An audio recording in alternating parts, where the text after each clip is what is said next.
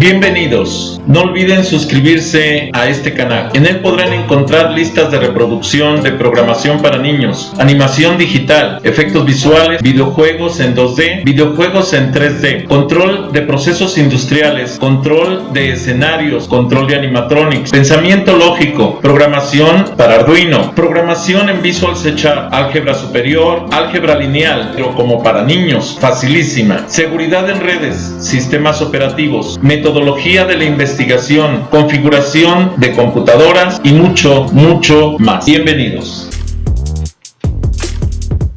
Energización y forma de arranque de un sistema de cómputo. Buenos días, tardes, noches o madrugadas, dependiendo del lugar del planeta donde se encuentren. Este video permitirá continuar con los videotutoriales para el desarrollo de habilidades en la administración de sistemas de cómputo.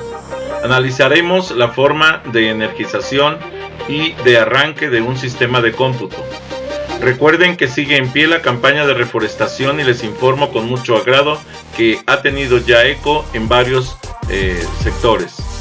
Hemos logrado conjuntar esfuerzos para la reforestación, por lo que agradezco el apoyo de los que se han sumado a esta campaña. Gracias a todos los que han apoyado este proyecto y recuerden el compromiso de cuidar los árboles que ya sembraron. Un reporte a la semana con fotos y videos proveerán al canal de material para seguir invitando al proceso de reforestación. Gracias por el entusiasmo en la campaña de reforestación y recuerden, le hemos hecho daño a nuestro planeta por miles de años. Debemos seguir con el esfuerzo por un periodo igual para lograr su recuperación.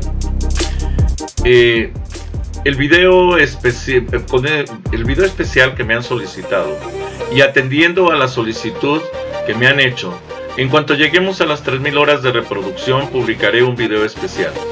Para que esto sea de su agrado, les pido me indiquen en sus comentarios qué videojuego quieren que juguemos en línea y qué canción les gustaría que les cante. Bueno, comencemos y espero les sea de mucha utilidad. Buenas noches, jóvenes. Bien, el día de hoy vamos a hablar sobre lo que es la forma de trabajo del arranque de un sistema de cómputo. Vamos a aclarar los detalles con respecto a cómo llega la alimentación de la energía eléctrica, cómo va alimentando los circuitos que van a hacer que los equipos o los componentes electrónicos de cómputo funcionen en una computadora. ¿Está claro, jóvenes? Allá atrás. Ok. Entonces, lo primero que debemos entender es qué es la electricidad. De hecho, la carrera de ingeniería en computación, la carrera a la que pertenecen, no es otra cosa más que la preparación de personal para transformar la energía eléctrica a través de las computadoras en información. Lo que ustedes van a hacer durante toda su vida es precisamente transformar energía eléctrica en información a través de los procesos que lleva a cabo la computadora. ¿Sí queda claro? Muy bien. La electricidad, entonces, debemos comprender que es el flujo de electrones a través de un conductor eléctrico, y eso es lo que genera el trabajo dentro de la computadora. ¿Estamos? Un conductor eléctrico es un hilo metálico capaz de permitir en su superficie el paso de los electrones, de tal manera que a través de ese conductor eléctrico fluyen electrones de un extremo al otro, y eso se llama flujo eléctrico, y es lo que genera el trabajo en los componentes electrónicos. Los principales conductores eléctricos que podemos encontrar en la naturaleza es el oro, que es muy caro, la plata, que también es cara, aunque no sea tan cara como el oro, el cobre, que es uno de los más utilizados, el aluminio, que se está utilizando actualmente. ¿Sí? Todos estos elementos corresponden a grupos metálicos en la tabla periódica. De hecho, el oro, la plata y el cobre corresponden al grupo 1, ¿sí?, de la tabla periódica, y el grupo 1B, y el aluminio corresponde al grupo 4 de la tabla periódica, ¿sí?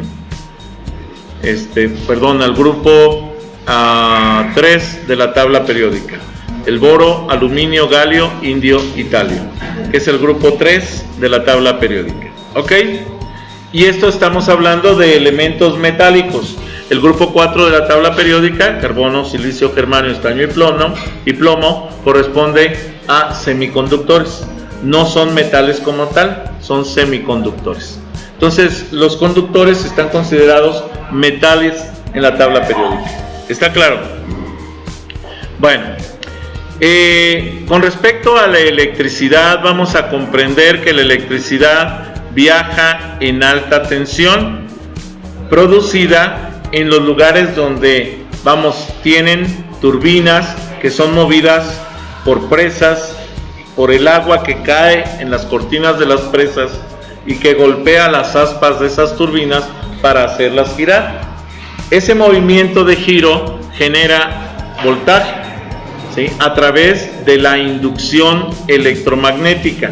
Esto es el empuje de los electrones que se encuentran en esos electroimanes hacia los conductores, para que viajen a lo largo de todos los conductores en todo el mundo. Los altos voltajes que se manejan son 220.000 voltios y 440.000 voltios, y son las torres metálicas que ustedes ven construidas en base a zigzag de estructuras metálicas que pueden ser de 25 a 50 metros de altura. Cada línea que viaja ahí puede tener los 220 o los 440.000 voltios. Esa es la manera en que se alimenta y viaja la electricidad. Sin embargo, la electricidad no la consumimos nosotros a ese voltaje, no la podemos consumir a ese voltaje, es un voltaje muy alto. Ahora, tenemos también que existen dos ciclajes en el mundo, los 60 Hz y los 50 Hz. Ya la mayoría de componentes electrónicos actuales permite manejar tanto 60 Hz como 50 Hz.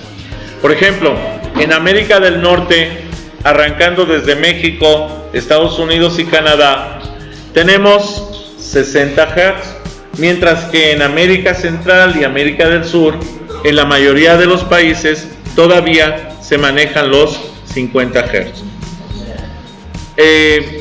La medida del voltaje que viaja por los conductores se basa en alta tensión, que les decía, de 220.000 y 440.000, media tensión, que es una derivación que sale de las subestaciones eléctricas, en donde cambia de alta tensión a media tensión a través de transformadores de devanados de plantas que permiten la transformación de altos voltajes a medios voltajes, y de alta tensión a media tensión. La media tensión, hablamos de los 13.000 a los 23.000 voltios. Esos son los datos fundamentales de la electricidad. Sigue funcionando a 60 Hz y 50 Hz. Cada Hertz, recuerden que es un ciclo por segundo, y como las ondas electromagnéticas viajan en forma de onda, precisamente esto es 50 o 60 ciclos completos, o sea, ondas completas. ¿Cómo es una onda completa? Con una cresta y un valle. O sea, vamos a tener las ondas con polaridad positiva y las ondas con polaridad negativa. Les pido de favor que si no están suscritos al canal se suscriban, ya que esto le da vida y lo fortalece. Espero les sea de utilidad, le den seguimiento al mismo regalándome comentarios y testimonios del uso de esta herramienta. Espero contar con su apoyo para compartirlo con sus contactos y redes sociales para ganar audiencia y horas de reproducción. Si no reproducen el video en el canal, no apoyan al mismo. Si descargan, no apoyan al canal y no generan tiempo de reproducción. Si no le dan like, no apoyan al canal, y si no envían comentarios, tampoco. Es importante su visita activa en el canal y reproducir en el mismo los videos en el propio canal de YouTube. Agradezco su apoyo y espero que este esfuerzo siga creciendo. Continuemos. Ok, decíamos entonces que la alta tensión viaja en torres, ¿sí?, estructuradas, metálicas, de 25 a 50 metros y viaja a 220,000 y 440,000 voltios. La media tensión llega después de haber pasado por una subestación eléctrica, y esta subestación eléctrica, ¿sí?, hace que pase de 220,000 o 440,000 a 13,000 o 23,000 voltios, que es lo que entrega la subestación eléctrica. Siguen siendo a 60 y a 50 Hz. Decíamos que un Hz es un ciclo completo y que una onda es una cresta y un valle. ¿Está claro? Ahora, después de eso vienen los transformadores, ¿sí?, que son los que transforman la media tensión en baja tensión. Nosotros en las casas habitación recibimos media tensión, el cable externo de la calle recibe media tensión, pero el transformador, al recibir la media tensión, la transforma a baja tensión, y lo que nos entregan a nosotros en los watt-horímetros es baja tensión. Ojo, aún los equipos industriales trabajan baja tensión. Si ustedes van a trabajar en una planta, la forma en que se va a alimentar la planta industrial, ¿sí?, es por medio ya sea de alimentación monofásica, bifásica o trifásica, pero las tres fases son de baja tensión, no son de media ni de alta, ¿sí? Entonces la media y la alta tensión normalmente la trabaja la Comisión Federal de Electricidad. Algunas plantas tienen subestación eléctrica y entonces reciben un medio voltaje entre los 13 y los 23,000 voltios, y otras reciben solamente los trifásicos de baja tensión. Y entonces decíamos, podemos recibir alta tensión, que lo maneja Comisión Federal, media tensión, que la maneja la mayoría de los casos Comisión Federal, y en algunos casos, en algunas plantas muy grandes, reciben media tensión para transformarlo en una subestación eléctrica. ¿Sí? Ahora, esa subestación eléctrica la transforma a baja tensión de todos modos, para poder trabajar internamente en baja tensión. ¿Cuáles son las posibilidades de trabajo de baja tensión? Es monofásico, bifásico y trifásico. ¿Está claro? Monofásico, 127 voltios. Bifásico son 2 por 127, esto es 254 voltios. Y trifásico son 3 por 127, estamos hablando de 27 por 3, si me ayudan a hacer la cuenta, son 60, 7 por 3, 21, 81, como 381 voltios. Normalmente y por tradición se conoce como bifásico 220 porque se supone que era antes el voltaje de 110 voltios. En la actualidad ya no, son 127 voltios.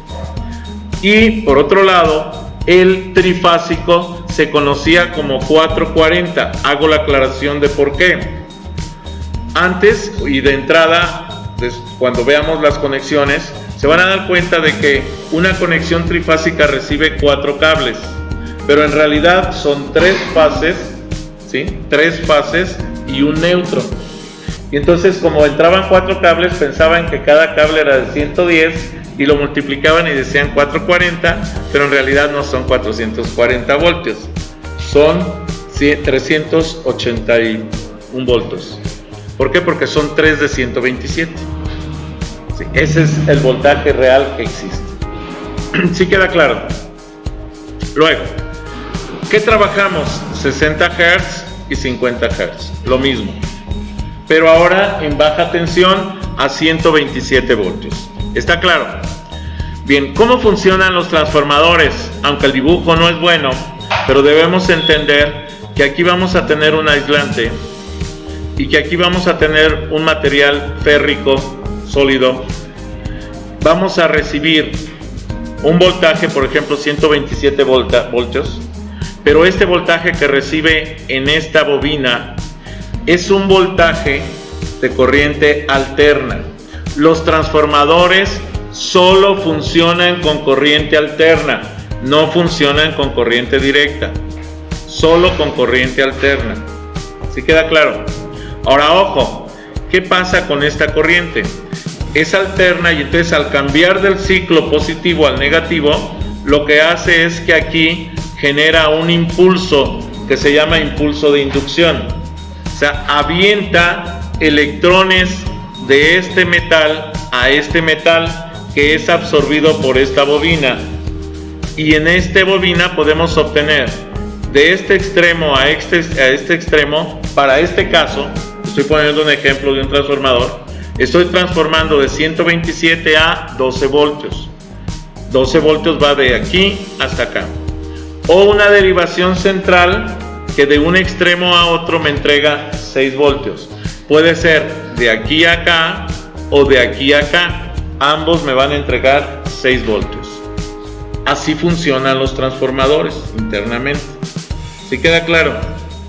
Bueno, esa es la alimentación eléctrica que va a alimentar nuestras computadoras. Pongan atención. Si recibimos la baja tensión, entonces son 127 voltios. Ahora, si vamos a trabajar una alimentación bifásica, quiere decir que del transformador vamos a agarrar dos de las fases. ¿Cuáles fases va a tener un transformador completo? Porque hay media transformación o un tercio de transformación. Ahora, ¿por qué? Porque hay transformadores que solo trabajan una fase. Hay transformadores que trabajan dos fases. Los transformadores industriales normalmente trabajan las tres fases. Y esto también depende del consumo local que tengan para un transformador. Los más pequeños, que pueden ser de 10 kVA, kilovatios amperes, estamos hablando de que son transformadorcitos de una sola fase. Reciben una fase y transforman de una fase de media tensión a una fase de baja tensión. Los transformadores medianitos de 15 kVA, kilovatios o kilovolts amperes, ¿sí? O kilovatios, ¿sí? Son transformadores que reciben dos fases y entregan dos fases, ¿sí? Y los transformadores completos reciben las tres fases y entregan tres fases. Y en los transformadores, de hecho, ustedes pueden ver en los postes donde hay transformadores que van a encontrar una varilla de cobre clavada ahí y que está conectada por un cable al transformador. Esa es una varilla para tierra física, y esa varilla ayuda a soportar y a limpiar lo que se conoce como el neutro. Entonces van a llegar tres cables, que son las tres fases, van a bajar al transformador, van a alimentar al transformador, y la tierra física la toman de lo que es la base del poste, y de ahí van a tener los tres cables de trifásicos, fase 1, 2 y 3, y el neutro. El neutro es de la tierra. ¿Qué nos van a entregar en una bajada monofásica? Una fase y el neutro. Un guatorímetro lo van a alimentar por una fase y el neutro. Cuando nosotros pedimos dos bajadas, entonces nos ponen dos guatorímetros. Una fase y el neutro para uno, y otra fase distinta y el neutro para el otro. Porque cuando vamos a manejar bifásico, vamos a manejar el desplazamiento entre las crestas y los valles de una fase y de la otra. Por eso el voltaje se incrementa al doble, porque cuando acá tenemos un valle a 127 voltios, acá tenemos una cresta, perdón, 127 voltios, acá tenemos en la otra fase un valle a 127 voltios, por tanto la distancia entre una cresta y un valle es el doble, 254 voltios, y por eso es bifásico. ¿Está claro? Enseguida viene lo que es aquí el análisis precisamente de lo que es monofásico. Monofásico, fase 1 y neutro. 127 voltios, 0 voltios, ¿sí? Y esto me da una diferencia total de 127 voltios. 127 menos 0 son 127. Quiere decir que si yo mido corriente de aquí a acá o de aquí a acá, voy a tener una diferencia de 127 voltios. Ahora, es importante que entendamos cómo va la distribución, que quede claro. Corriente y neutro. Aquí exageré la patita grande porque en todos los contactos de este tipo, que son contactos que se les llama polarizados y aterrizados, vamos a tener esta configuración. Y esto significa corriente, neutro y tierra física. Repito, corriente, neutro y tierra física. ¿Está claro? También vamos a encontrar acá los bifásicos. El bifásico va a trabajar fase 1, fase 2. Aquí vamos a tener 127, 127, pero la diferencia entre más 127 y menos 127 me va a dar 254. Es como si sumáramos 127 y 127, 254. En México, tanto monofásico como bifásico como trifásico trabajan a 60 Hz. Ahora, la forma en que se conecta un bifásico es corriente, fase 1, corriente, fase 2 y tierra física. En el bifásico no se conecta el neutro. En el bifásico no se conecta el neutro, a menos que el equipo especifique que vas a trabajar con neutro. Entonces conectas fase 1, fase 2 y neutro. Ok, para un motor que se conoce como A440, que en realidad es un motor trifásico, en realidad vamos a meter fase 1, fase 2, fase 3, 127, 127, 127 y el neutro. Por eso tenemos este tipo de conexiones para los motores trifásicos. Esta es una clavija industrial o un jack, un conector industrial, ¿sí? El jack es la hembra, el plug es el macho. ¿Estamos? Y tienen esta conformación. Metes las patas y lo giras para que quede trabado. Porque hablar de una corriente de 127 voltios en 3 líneas, sí es, pues de hecho puede llegar a ser mortal. De hecho es mortal. ¿Sí queda claro? Entonces tenemos corriente 1, corriente 2, corriente 3, o sea, fase 1, fase 2, fase 3. No puedo derivar de una fase a la conexión de la otra. Tengo que tener las 3 fases independientes, si no, no funciona. Y además, aquí sí tengo el neutro. Entonces, fase 1, fase 2, fase 3 y neutro. ¿Está claro? ¿Dudas? Entonces es conexión monofásica, bifásica y trifásica. Este tipo de conexión que ven aquí es bifásico, pero es un conector europeo. En Europa son palitos redondos los conectores y es fase 1, fase 2 y tierra física. Tampoco trabaja el neutro, son solamente las 2 fases. ¿Está claro, jóvenes? Continuamos. ¿Regreso? Ahí está. Nomás acuérdense que estoy grabando. Apúrense. Muy bien, tierra física. ¿Qué es la tierra física? En un agujero en el piso clavamos una varilla de cobre. Tenemos que buscar que ese agujero esté relleno con un material conductor. ¿sí? ¿Qué es ese material conductor? El material conductor, si no tenemos un área que tenga una buena conducción, que sea demasiado orgánica, que sea aislante, vamos a decir, nos conviene mejor escarbar donde vamos a poner la tierra física y rellenar, pero con una mezcla. La mezcla más común que se recomienda es el material excavado, una parte igual, proporcional de material excavado, carbón molido, ¿sí? Para mezclarlo con eso, cal y sal. La cal no es otra cosa más que un aglutinante, que es hidróxido de calcio, y es un aglutinante y le da una especie de formación como chiclosa a la mezcla. Y entonces eso hace que cuando nosotros vamos rellenando, se va rellenando por capas con agua para que vayan generando una especie de composta, pero una composta que es, por la sal y por los contenidos que le estamos poniendo, es conductora eléctrica.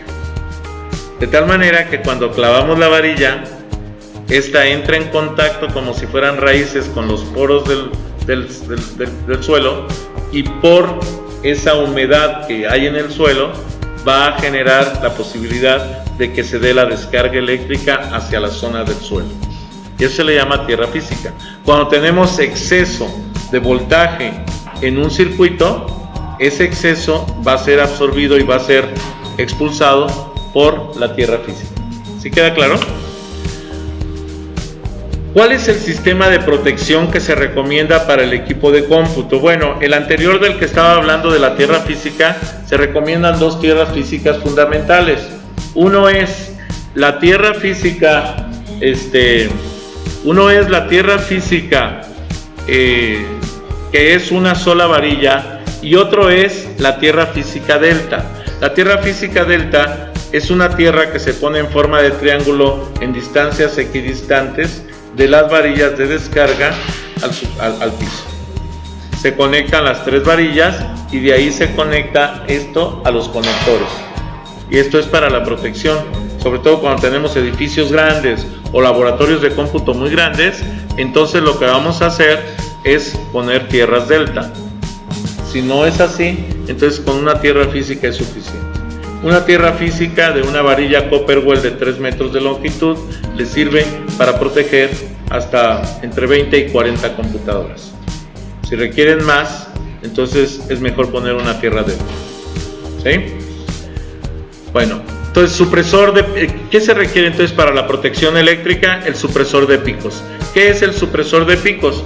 Un multicontactos con un protector térmico, de tal manera que si se sobrecalienta o si se sobrealimenta de energía un circuito, un sistema, entonces provoca que ese circuito se caliente y se dispare, se bote, para evitar que ese daño llegue a las computadoras. Entonces se rompe la comunicación en el supresor de picos.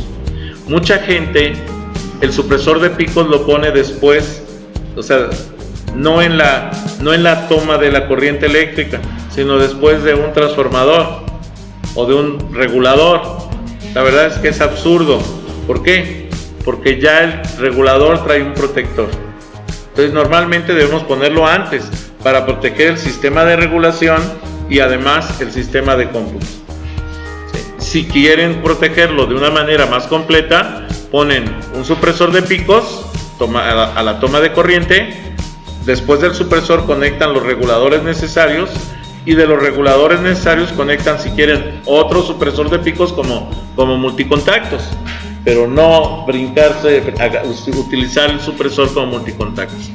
Los supresores de picos se conectan a los reguladores o UPS, que son sistemas ininterrumpidos de corriente, que son los reguladores con baterías, vamos a decir así, para que en caso de que se vaya la luz, se genere precisamente un respaldo en tiempo por medio de las baterías para poder guardar el trabajo que estábamos haciendo en los equipos. Existen tres tipos de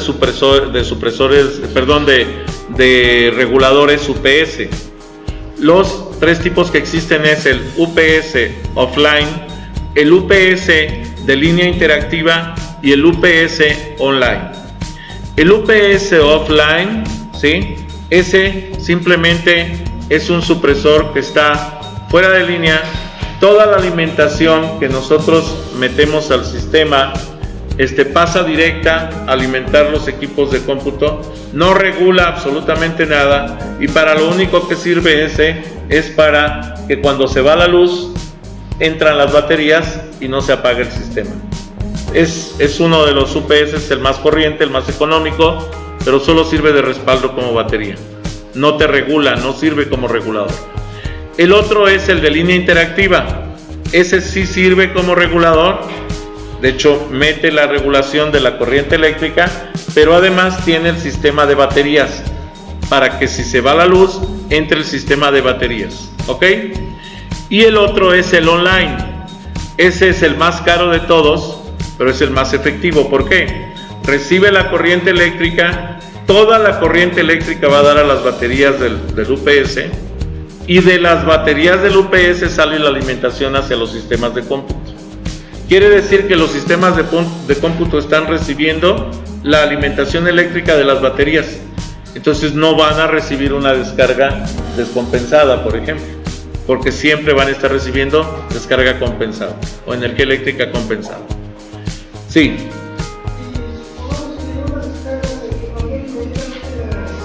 Se quema el UPS y la mayor parte de las veces se queman las baterías. Hay que cambiar las baterías. Sí, definitivamente. Si hay una descarga fuerte, te queman las baterías y obviamente las computadoras dejan de funcionar, pero no se dañan las computadoras, se daña el UPS. Posterior a esto, si requiere y puede utilizar una tablilla multicontactos o otro supresor de equipos para distribuir la corriente eléctrica en más contactos, pero no al revés, o sea, no quiten el supresor antes de la alimentación. La alimentación de equipos de cómputo, esto es importante. Tenemos una fuente de transformación, que es la fuente de poder que le llamamos.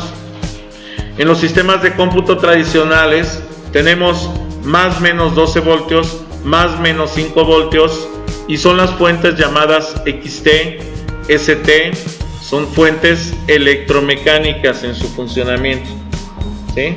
No son fuentes electrónicas como las últimas, estas son electromecánicas, y solamente tienen dos voltajes de trabajo, más menos 12 voltios y más menos 5 voltios, ¿está claro? Luego tenemos los conectores de tipo P1 o P8 y P9, que son los conectores para las fuentes de poder XT, ST, ¿sí? Son los tipos P8, ¿sí? P1, P8 y P9. Estos son conectores de 6 pines y de 12 pines, ¿ok? Por ejemplo, el P1 es de 12 pines y el P8 es de 6 pines y el P9 es de 6 pines. De tal manera que P8 y P9 conforman un conector de 12 pines, lo mismo que es un solo conector P1, que es de 12 pines. Ok, y todos estos conectores son en una sola línea.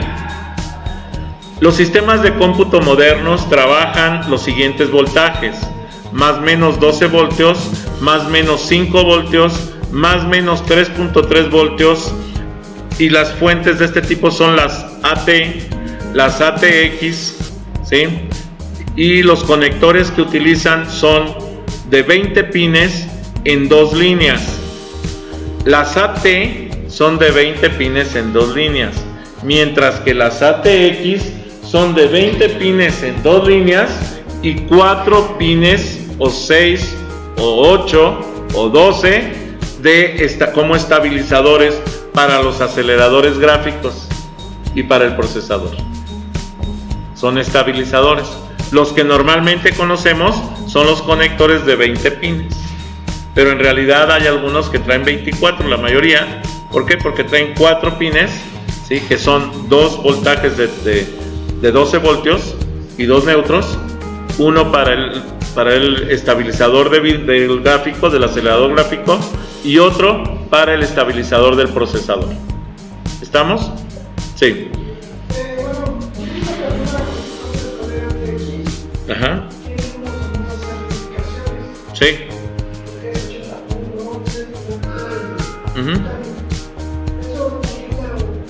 Es la capacidad en wattaje o normalmente es watts. La mayoría de las fuentes de poder, hay algunas de 250 watts, de 300 watts, 350, 450.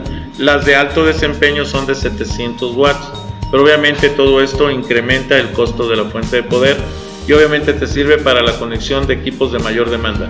Si vas a tener una computadora de escritorio con un GPU, ¿sí? Por ejemplo una GeForce 1080, pues vas a tener que meter una fuente de poder de 700 a 900 watts, porque vas a tener un consumo de energía bastante fuerte, ¿sí? Y incluso hay algunas que generan tal calentamiento, como la Radeon, que generan un calentamiento muy alto, que llegan a necesitar un enfriador líquido a base de nitrógeno circulante, ¿sí? Y son refrigerantes internos en los equipos de cómputo, ¿sí?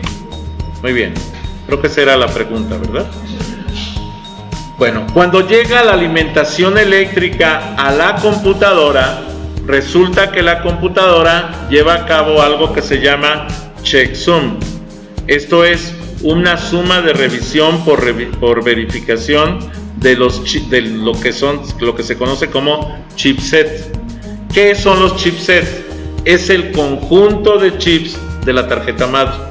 Entonces llega y verifica cada chip, cada circuito integrado de la tarjeta, y cada uno de ellos tiene un número que almacena el fabricante en él para que verifique el checksum de todas las compuertas lógicas que están dentro de él. La suma de todas esas compuertas lógicas va a tener una suma X, un 9, un 20, un 5000, etc. Y entonces lo que hace la máquina es que mete la alimentación, checa las compuertas lógicas, verifica la cantidad de datos que arroja arroja un dato numérico por la suma de compuertas lógicas, ¿sí? Y lo compara contra el número del fabricante. Si el número del fabricante coincide con ese número, quiere decir que el circuito está funcionando correctamente. Pero sí, tiene que ser igual, porque si no, quiere decir que hay componentes dañados y por eso se provocan fallos en el sistema. Entonces lo que va a hacer es que si encuentra componentes dañados en donde no cuadre el checksum, entonces va a empezar a dar pitidos que son alertas de falla. Existen códigos de pitidos para cada equipo de cómputo y dependiendo del fabricante. Si todos los componentes funcionan correctamente, se lleva a cabo entonces el checksum completo, y lo que hace es que revisa el CMOS. ¿Qué es el CMOS? Es la parte de la RAM que está alimentada por una batería, por una pila, y que está sosteniendo la configuración del equipo. Esta configuración en donde el usuario le dice qué disco duro tiene, la fecha en la que está trabajando, ¿sí? Si tiene componentes como tarjetas gráficas, lectores de discos, lectores de CD-ROM, etc. Eso lo configuramos por BIOS, ¿sí? Ese es el CMOS, es la parte de la RAM que está siendo utilizada por el sistema para verificar la configuración del usuario. Ahora, verifica que todo esté bien, y después de esto pasa el control a un programa llamado POST. Ese programa llamado POST es Power on Self Test, o sea, es una prueba de libertad de errores, vamos a decirlo así, traduciendo. Ese Power on Self Test, prueba de arranque correcto, termina de hacer la revisión de todos los componentes electrónicos que tiene a su alcance, verifica que todo esté funcionando correctamente, y si todo está funcionando correctamente, nos pone el primer punto de iluminación en pantalla. Entonces, desde que producimos la energía eléctrica y hasta este momento, la computadora no había aprendido nada. Cuando termina de realizar el POST, entonces prende el primer punto de iluminación en pantalla, y eso significa que todo lo que hizo estuvo correcto. Y entonces ahí, al terminar el post, prende el primer punto de iluminación en pantalla y ojo, comienza la carga del sistema operativo. Hasta ese momento es cuando empieza la carga del sistema operativo. Ya que hizo toda la verificación, vio que todo estaba bien, etcétera, ya revisó que teníamos disco duro, discos de estado sólido, CD-ROM, DVD-ROM, etcétera, y entonces hasta que ya revisó todo eso, lanza el primer punto de iluminación en pantalla y empieza la carga del sistema operativo. Empieza, o sea, todavía no hace nada, hasta empieza a cargar el software de control de ese hardware. Entonces empieza a cargar el sistema operativo.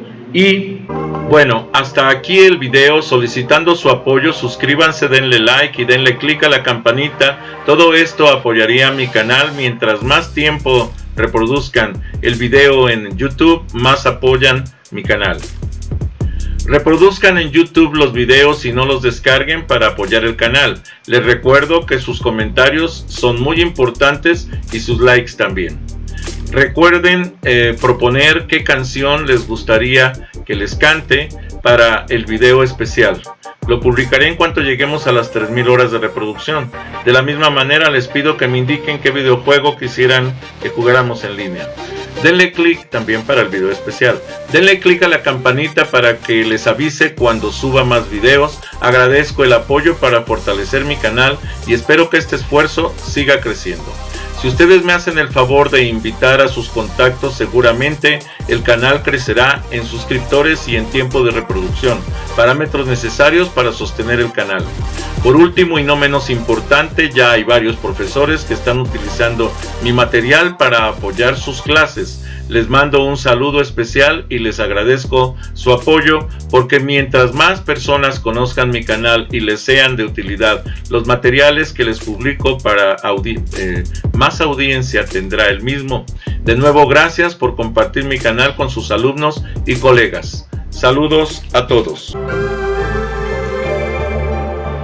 Bien, les pido de favor que si no están suscritos, se suscriban a este canal, que me den un like a los videos que les agraden, que les den la campanita para que puedan avisarles cuando suba más videos, y si es posible que compartan este canal con sus redes sociales, con sus amigos, conocidos.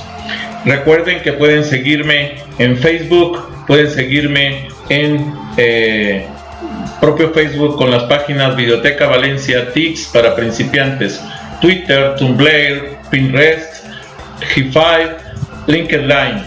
Los links de estas conexiones de estas redes sociales se los dejo en la descripción del video. Gracias por haber visto este video.